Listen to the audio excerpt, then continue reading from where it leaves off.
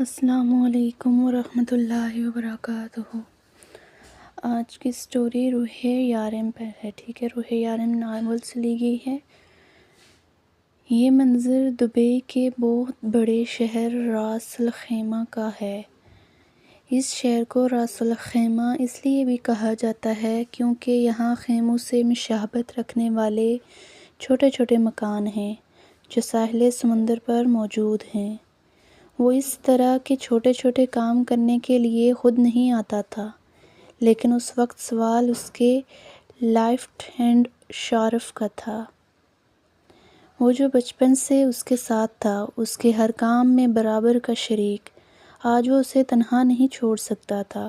وہ اس وقت دبئی کی ایک بہت بڑی جیل میں تھا۔ اس کا وفادار ساتھی، اس پر جان نچھاور کرنے والے کو وہ اس طرح سے نہیں چھوڑ سکتا تھا۔ یہ سچ تھا کہ ڈان کو اس سے کوئی محبت نہ تھی، اس کے ساتھ کوئی دلی وابستگی نہ تھی، مگر وہ اس کے لیے جان دینے کا حوصلہ رکھتا تھا اور ڈان کو ایسے ہی لوگوں کی ضرورت تھی۔ رات 1 بجے کے وقت تھا۔ اس راس الخیمہ شہر دن میں جتنا ویران اور خاموش ہوتا، رات میں اتنا ہی روشنیوں سے بھرا ہوتا، اور ڈان اکثر اپنے کام روشنیوں میں کرنے کا عادی تھا، کیونکہ اسے پتہ تھا کہ گناہگار کو اس کا گناہ نہیں بلکہ گناہ چھپانے کا طریقہ مار دیتا ہے۔ اس لیے وہ جو بھی کرتا کھلے عام کرتا۔ وہ اپنے کسی بھی کام میں کوئی غلطی نہیں کرتا تھا۔ شاید یہی وجہ تھی کہ 32 سال کی عمر میں وہ انڈر ورلڈ کا ڈان تھا۔ گناہوں کی دنیا میں قدم رکھتے ہی ڈان نے اس شہر میں ڈان نامی کئی کیڑے مکوڑوں کو مسل ڈالا۔ دبئی کا بچہ ڈان داڈیول کو جانتا تھا، لیکن کوئی بھی اس کی شکل سے واقف نہ تھا۔ وہ اتنی صفائی اور ہوشیاری سے کام کرتا تھا کہ ساتھ کھڑے خضر کو بھی پتہ نہیں چلتا۔ شارف بے گناہ نہیں تھا، اس نے بھی کئی گناہ کیے تھے، لیکن جس چیز کا الزام ابھی اسے دیا جا رہا تھا وہ اس نے نہیں کیا تھا، اور ڈان کو یہ منظور نہ تھا کہ اس کی ٹیم میں کسی کو اس طرح سے ٹارگٹ کیا جائے۔ اسے جن لوگوں سے مطلب نہ ہوتا ان سے وہ کوئی تعلق نہیں رکھتا تھا، نہ ہی دوستی اور نہ ہی دشمنی۔ لیکن واسق ملک نے اسے سامنے سے للکارا تھا، اس کے لیفٹ ہینڈ شارف پہ الزام لگا کے اسے جیل کے اندر کروا دیا تھا، اور یہی چیز ڈان کو غصہ دلا رہی تھی۔ واسق ملک جو کہ فون پر اسے دھمکیاں دے چکا تھا کہ وہ شارف کو پھانسی کے پھندے تک پہنچائے گا، اس وقت اس سے چھپ کر اس چھوٹے چھوٹے مکانوں میں سے کسی ایک مکان میں تھا۔ اس نے واسق ملک کو کہا تھا کہ چھپنے سے بہتر ہے کہ وہ سامنے آ کر اس سے بات کرے، لیکن واسق ملک نہ مانا۔ اسی کی وجہ سے آج شارف 1 ہفتے سے زیادہ وقت سے جیل میں تھا۔ وہ ڈان کا لیفٹ ہینڈ تھا، اسے جیل میں کسی چیز کی کمی نہ تھی، اے سی، ٹی وی، بیڈ، وہ ڈان کا خاص بندہ تھا، اسے ہر چیز مہیا کی گئی تھی، لیکن جیل سے زیادہ ڈان کو یہاں اس کی ضرورت تھی، جس کی وجہ سے اس کا باہر ہونا ضروری تھا۔ وہ تنگ گلی سے نکلتا ہوا ایک گھر کے اندر داخل ہوا جہاں اس کے کچھ آدمی ایک آدمی کو زمین پر بٹھائے اس کے سر پر بندوقیں تانے کھڑے تھے۔ وہ بالکل خاموشی سے آ کر صوفے پر بیٹھ گیا، اس کے چہرے پر کوئی تاثر نہ تھا۔ واسق ملک نے ذرا سی نگاہ اٹھا کر اس کے چہرے کی طرف دیکھا۔ گھنے کالے بال جو پیچھے کی طرف پونی میں بندھے ہونے کے باوجود بھی ماتھے کو کور کیے ہوئے تھے، سرخ و سفید رنگت، سبز آنکھیں، ہلکی ہلکی داڑھی، ذرا ذرا سی مونچھ۔ وہ جب بات کرتا تھا اس کے گال پر ایک ڈمپل نمایاں ہوتا، لیکن یہ شخص ہنستا نہیں تھا، اس لیے آج تک جس نے بھی اس کے گال کا ڈمپل دیکھا تھا اس سے بات کرتے ہوئے دیکھا تھا۔ بے شک وہ عربی شہزادہ ہنستے ہوئے بھی قیامت ڈھاتا ہوگا۔ جب کاٹنے کی اوقات نہ ہو تو بھونکنا نہیں چاہیے۔ وہ اس کے سامنے شان بے نیازی سے صوفے پر بیٹھتا ہوا بولا۔ اب تک واسق ملک کو ڈان کے سامنے اپنی اوقات کا اندازہ اچھے سے ہو چکا تھا۔ وہ اتنے چھوٹے سے علاقے میں آ کر چھپ کے بیٹھ چکا تھا، لیکن ڈان نے اسے یہاں سے بھی ڈھونڈ نکالا۔ مجھے معاف کر دو ڈیول، مجھ سے غلطی ہو گئی، تم جیسا کہو گے میں ویسا کروں گا، پلیز مجھے مت مارنا۔ اسے جیسے ہی اندازہ ہوا کہ اب وہ ڈان سے بچ نہیں سکتا، وہ رونے لگا۔ تمہیں ثبوت چاہیے نہ اپنے آدمی کے بے گناہ ہونے کا، میں تمہیں ابھی ثبوت دیتا ہوں۔ وہ جلدی سے زمین سے اٹھنے لگا جب اس کے آدمیوں نے بندوق پر زور ڈال کر اسے واپس بٹھا دیا۔ تمہیں کیا لگتا ہے اگر میں یہاں تک پہنچ سکتا ہوں تو کیا تم سے ثبوت نکالنا میرے لیے مشکل ہے؟ وہ اس کی آنکھوں میں آنکھیں ڈال کر پوچھنے لگا۔ ویسے بہت صفائی سے کام کیا ہے تم نے، مجھے تمہارا کام کرنے کا انداز پسند آیا۔ اس کے لہجے میں واسق ملک اپنا مذاق اڑاتا ہوا محسوس کر رہا تھا۔ تمہیں کیا لگتا ہے واسق، میرے لیے شارف کو چھڑوانا مشکل ہے؟ نہیں، میں جب چاہوں اسے جیل سے نکلوا سکتا ہوں۔ ایسے اس نے اپنے ہاتھ کی 2 انگلیوں سے چٹکی اس کے آنکھوں کے سامنے بجاتے ہوئے کہا۔ تم جانتے ہو میں تمہیں کیوں ڈھونڈ رہا ہوں واسق ملک؟ میں تمہیں شارف کے لیے نہیں بلکہ ان لڑکیوں کے لیے ڈھونڈ رہا ہوں جس کی ویڈیو تمہارے پاس ہے۔ وہ لڑکیاں جو بحفاظت ترکی میں ہیں، لیکن ان کی فحش ویڈیو آج بھی تمہارے پاس موجود ہیں۔ میں یہاں شارف کے لیے نہیں بلکہ ان لڑکیوں کے لیے آیا ہوں۔ اس ویڈیو کا اوریجنل پرنٹ میرے سامنے ریموو کرو اور باقی کی خود کرواؤ۔ ابھی تمہارے پاس صرف 10 منٹ ہیں، اس نے اس کی آنکھوں میں آنکھیں ڈالتے ہوئے کہا۔ لیکن اب میں کچھ نہیں کر سکتا، وہ ویڈیو تو سائٹ پر ریلیز ہو چکی ہے، اب تو کروڑوں لوگ دیکھ چکے ہوں گے۔ کیا یہ تمہارا آخری فیصلہ ہے؟ ڈان نے اس کے سر پر بندوق تانتے ہوئے اس کی بات کاٹی۔ نہیں، رکو، میں کچھ کرواتا ہوں، مجھے مت مارنا۔ وہ پھر سے التجا کرنے لگا۔ 10 منٹ، ڈان کا لہجہ شفاف تھا۔ وہ پھر سامنے کھڑا شخص اسے اپنے کرتب دکھانے لگا۔ اپنی جان بچانے کے لیے یہ شخص کچھ بھی کرنے کو تیار تھا۔ وہ کپکپاتے ہاتھوں سے کبھی ایک طرف فون کرتا تو کبھی دوسری طرف، جبکہ اس کے آدمی اس کے گھر کی تلاشی لے رہے تھے، کیونکہ وہ جو بھی تھا اس کے سارے آدمیوں کا ریکارڈ بہت صاف تھا اور وہ نہیں چاہتا تھا کہ شارف کے خلاف بھی ایسا کوئی جھوٹا ثبوت رہے۔ اور پھر وہی ہوا 10 منٹ کے اندر ان لڑکیوں کی ہر ویڈیو سائٹ سے ہر قسم کی دوسری فحش جگہ سے دور کر دی گئی۔ وہ لڑکیوں جو شادی کے بعد اپنے خاوند کے ساتھ ہنی مون کے لیے یہاں آئی تھی، واسق ملک نے ہوٹل کے رومز میں کیمرہ لگا کر ان کی ویڈیوز بنائیں، جنہیں بعد میں سائٹ پر ریلیز کرکے بہت پیسہ کمانے کا ارادہ تھا۔ وہ کپلز شاید یہ بھی نہیں جانتے تھے کہ ان کے ساتھ کیا ہونے جا رہا تھا، لیکن ڈیول جانتا تھا۔ وہ جانتا تھا کہ ان کی زندگی کس طرح سے برباد ہو سکتی ہے۔ ڈیول، میں نے ہر قسم کا پرنٹ ریموو کروا دیا ہے۔ لیکن وہ رکا۔ لیکن کیا؟ وہ غصے سے چلایا۔ ان ویڈیوز کا ایک پرنٹ پاکستان پہنچا دیا گیا ہے۔ اس کی بات سن کر ڈیول نے ایک نگاہ اپنے دائیں طرف کھڑے خضر پر ڈالی، جو کہتا تھا کہ اس کا ملک بہت پاک صاف ہے، بہت نیک ہے، اس کے ملک میں کوئی فحش کام نہیں ہوتا۔ لیکن اب پاکستان بھی دنیا کے ساتھ ساتھ چل رہا تھا۔ خضر اس سے نگاہ نہیں ملا پا رہا تھا۔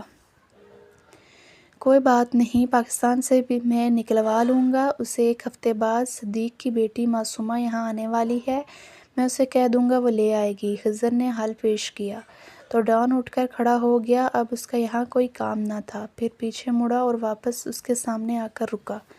جانتے ہو واسق، لوگ کہتے ہیں کہ جس کا کوئی اپنا نہیں ہوتا وہ دوسروں کی ماں بیٹیوں کی عزت کرتے ہیں، لیکن آج تم نے ثابت کر دیا ہے کہ یہ بات بالکل غلط ہے۔ جن لڑکیوں کی تم نے وہ ویڈیوز بنائی وہ ابھی اپنی زندگی شروع کر رہی تھی۔ ذرا سوچو، اگر وہ ویڈیو ان لڑکیوں تک پہنچ جاتی تو کیا کبھی زندگی میں خود سے نظر ملانے کے قابل رہتی؟ چوری کرو، ڈاکہ ڈالو، قتل کرو، لیکن ڈیول زنا نہیں کرنے دے گا۔ تم ایک اچھے آدمی تھے۔ وہ رکا۔ مگر تھے؟ واسق ملک کو بات سمجھنے کا موقع دینے کے لیے پہلے ہی گولی چلی۔ سامنے کھڑا وجود بے جان ہو گیا۔ وہ صبح 7 بجے کے اٹھی ہوئی تھی۔ روز کی بنسبت آج کام اتنا زیادہ تھا کہ اسے اثر پڑنے کا وقت نہیں ملا۔ صبح سے سانس لینے کی بھی فرصت نہ تھی۔ آج گھر میں 9 قسم کے کھانے بنائے گئے۔ آخر رانیہ آپی کا رشتہ جو آ رہا تھا، وہ اندر تیار ہو رہی تھی اپنی 2 بہنوں تانیہ ماریا کے ساتھ۔ اس کے ہاتھ میں لذت تھی۔ وہ صبح سے ہی کچن میں گھسی تھی، سب کام کر چکی تھی۔ اسے 3 بجے سے پہلے ہی گھر سے نکلنا تھا، کیونکہ امی کا حکم تھا کہ جب تک یہ رشتے والے یہاں سے چلے نہ جائیں تب تک اپنی شکل کسی کو نہ دکھائے۔ اس کا گھر اتنا چھوٹا سا تھا کہ کوئی بھی چھپ کر نہیں بیٹھ سکتا تھا۔ پورے گھر میں صرف 2 ہی کمرے تھے، ایک میں جہاں ان کی بیٹیاں رانیہ، تانیہ اور ماریا رہتی تھیں، دوسرا کمرہ جہاں امی رہا کرتی تھیں، اور تیسرا کچن۔ یہ اتنا چھوٹا سا گھر تھا کہ باہر کھڑے شخص کو پورا کمرہ نظر آتا۔ اس لیے امی کا حکم تھا کہ جیسے ہی کھانا بن جائے اور سارا کام ختم ہو جائے، وہ جلدی سے یہاں سے اٹھ کر فاطمہ بی کے گھر چلی جائے، کیونکہ وہ نہیں چاہتی تھی کہ سوتیلی بیٹی ایک بار پھر سے اس کی بیٹیوں کا کام خراب کر دے۔ وہ صبح سے گھن چکر بنی ہوئی تھی، اور آج اتفاق ایسا تھا کہ امی نے صبح سے اسے ایک بھی تھپڑ نہ مارا تھا۔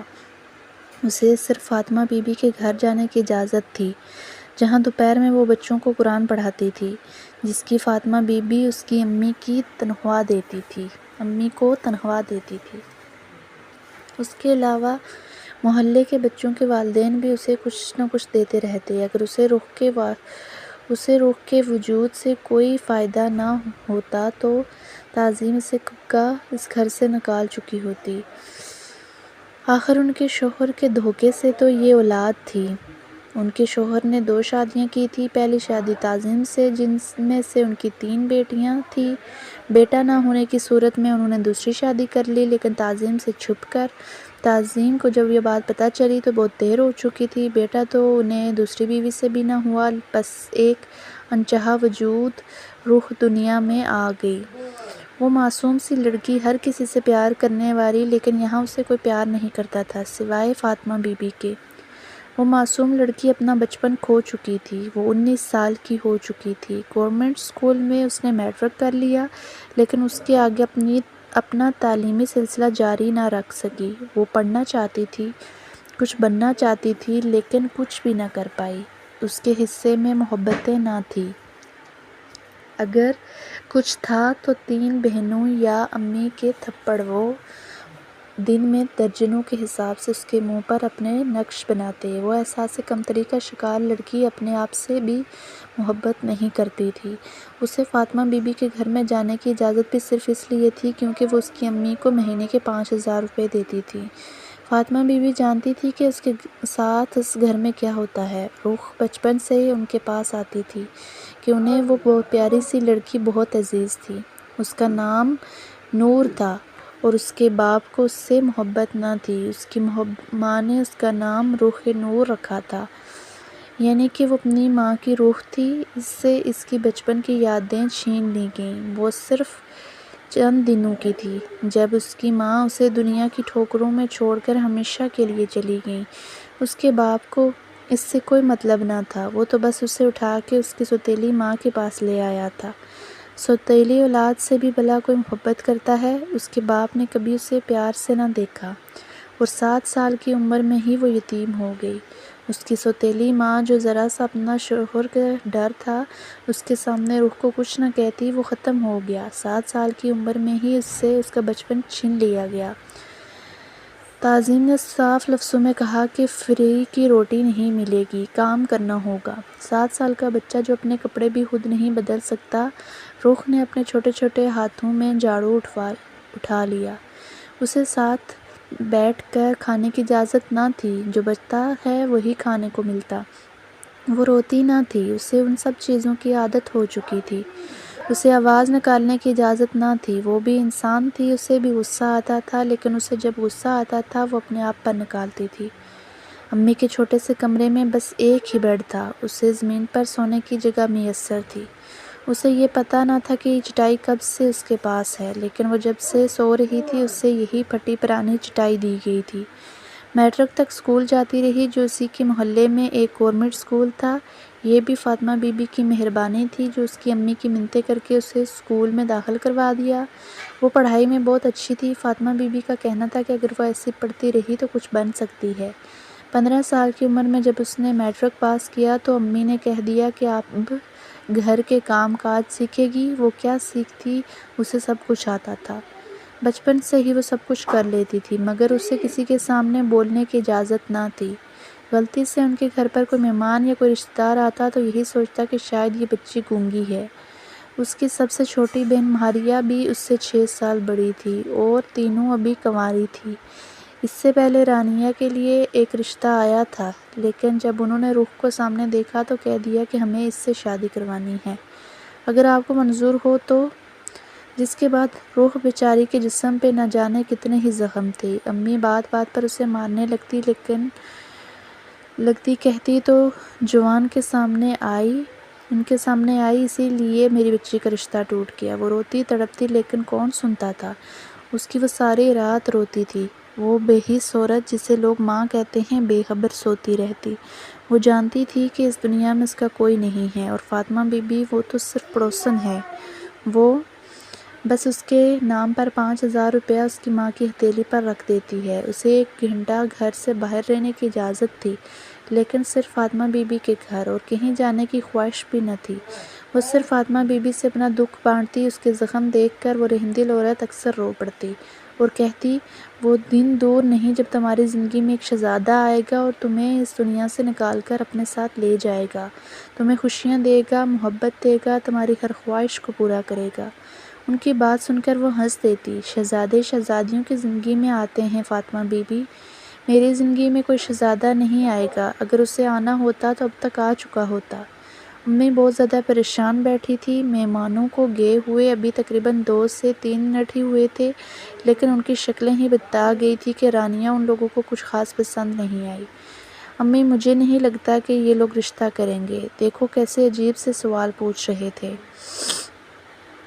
ہماری رانی سے ماریا نے بات شروع کی۔ ٹیبل پر کھانے پینے کی چیزیں بکھری ہوئی تھی، اچھی خاصی مہنگی ترین دعوت کی گئی تھی۔ تانیہ کو تو خرچے کا سوچ کر ہول اٹھ رہے تھے۔ ارے پریشان مت ہو، مجھے تو لگتا ہے یہ رشتہ ہو جائے گا، اب میری رانی ہے ہی اتنی پیاری، خوبصورت۔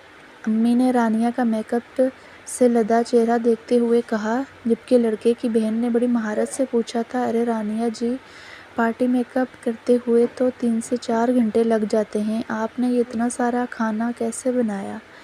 جس پر امی نے کہا کہ ان کی بیٹی ہر فن میں مولا ہے۔ ویسے امی، ایک بات آپ نے نوٹ کی، ان لوگوں نے صرف کھانے کی ہی تعریف کی، وہ بھی اس منحوس کے ہاتھ کے بنے ہوئے کھانے کی۔ تانیہ نے ساری توجہ روح کی طرف دلوائی۔ ہاں امی، بلائیں اس سے یہ سارا سامان اٹھائے یہاں سے، مجھے تو اس رشتے کی کوئی اچھی امید نہیں ہے، ماریا نے اٹھتے ہوئے کہا، اور گھر کی دیوار پہ جا کے کھڑی ہو گئی۔ فاطمہ بی بی روح کو گھر بھیجیں، لہجے میں دنیا بھر کی عزت اور محبت سمو کر کہا، کیونکہ دنیا کے سامنے وہ روح کی سوتیلی نہیں بلکہ سگی بہنیں تھیں۔ یہ بات الگ تھی کہ فاطمہ بی بی سے کچھ بھی چھپا ہوا نہیں تھا، اس لیے تو ماریا کی آواز سنتے ہی روح نے کانپتی آواز سے کہا، آپی میں بس ابھی آئی، اور دوڑتے ہوئے دروازے سے نکل کر اپنے گھر کے دروازے کے اندر آ گئی۔ منحوس، اٹھاؤ یہ سب۔ رانیہ نے اپنے چہرے پر آئے ہوئے بالوں کو سٹائل سے پیچھے کرتے ہوئے اسے کہا، تو وہ تیزی سے آگے بڑھی اور سامان اٹھانے لگی، جبکہ وہ چاروں ٹانگ پر ٹانگ رکھے وہیں باہر سین میں کرسیوں پر بیٹھی تھی۔ جب دروازہ بجا اور ایک خوبصورت سا نوجوان اندر داخل ہوا، رانیہ فوراً الرٹ ہو گئی، جبکہ ماریا اور تانیہ بھی کھڑی ہو کر اسے دیکھنے لگیں۔ سب سے پہلے امی سنبھلی، ارے واحد بیٹا، کچھ بھول گئے تھے کیا؟ آؤ نا، امی نے خوشامدید انداز میں کہا۔ آنٹی دراصل میرا موبائل وہاں ٹیبل پر رہ گیا ہے۔ واحد مسکراتے ہوئے آگے بڑھا اور میز سے اپنا فون اٹھانے لگا۔ تب ہی روح کچن سے نکلی اور ٹیبل کی طرف آئی۔ وہ سامنے کھڑے لڑکے کو دیکھے بغیر ہی ٹیبل سے سامان اٹھانے لگی، لیکن اس کا سارا دھیان روح پہ دیکھ کے رانیہ کے آنکھیں غصے سے سرخ ہونے لگیں۔ اسے کیا مسئلہ تھا؟ واحد کے سامنے باہر آنے کی ضرورت کیا تھی؟ یہ ہمارے گھر میں کام کرتی ہے۔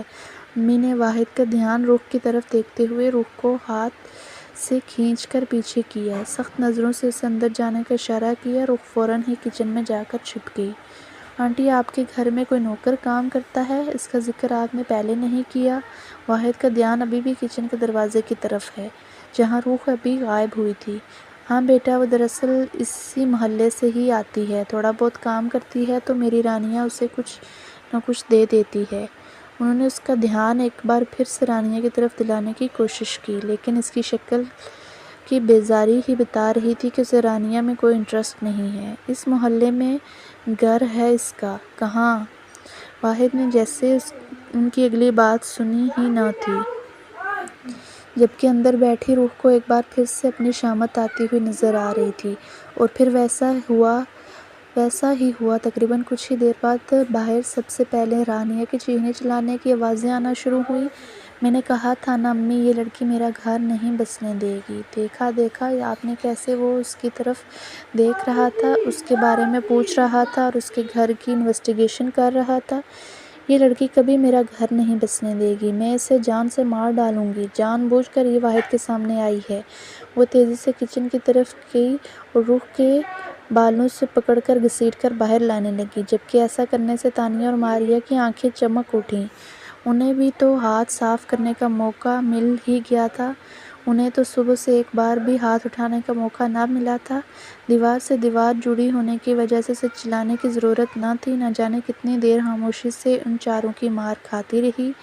کبھی کبھی دل چاہتا تھا کہ وہ بھاگ جائے اس دنیا سے یا خودکشی کر کے ہی مر جائے۔ وہ اکثر اللہ سے پوچھتی تھی، اگر اس کے ماں باپ مار ڈالے تو اسے زندہ کیوں رکھا؟ محبت کے قابل لڑکی تو ہرگز نہ تھی۔ اگر محبت کے قابل ہوتی تو کوئی اس سے محبت کرتا، کوئی تو ہوتا جو اس کے زخموں پر مرہم لگاتا۔ وہ ایک انچاہا وجود تھی۔